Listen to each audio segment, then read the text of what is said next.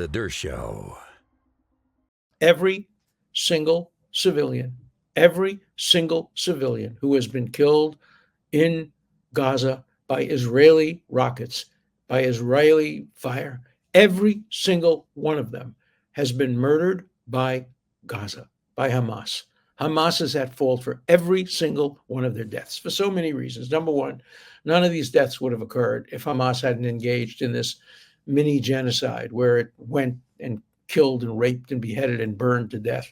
And I know they burned to death because I was there. I saw where this woman who was a peacenik and helping the citizens of Gaza was burned to death because her location was pinpointed, probably by people who she was helping and saving. So don't give me this stuff about innocent Gazans who were killed by Israel. There are innocent Gazans, but they're killed by Hamas. So let's turn to the UN.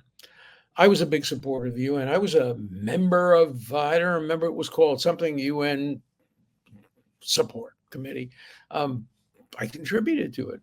I worked for Arthur Goldberg, who was Justice of the Supreme Court when I worked for him, but then he became the U.S. ambassador to the United Nations, and I worked with him. I advised him and consulted with him on Resolution 242 of the United Nations, which is essentially the peace treaty between Israel and the Arabs after the Six-Day War. He put me on the phone. He allowed me to sit on the phone when he was talking to Waldheim, who was the head of the UN and had been a Nazi war criminal. He wanted me to hear his conversations. So I was a big supporter of the UN. I've been to the UN. I've spoken at the UN.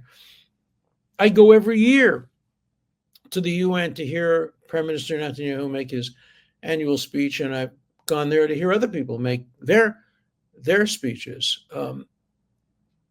If you ask me now, should the United States have signed on to the treaty and the charter of the United Nations, I'm not sure I would say yes. I am sure that over time, the United Nations has done more harm for peace than good.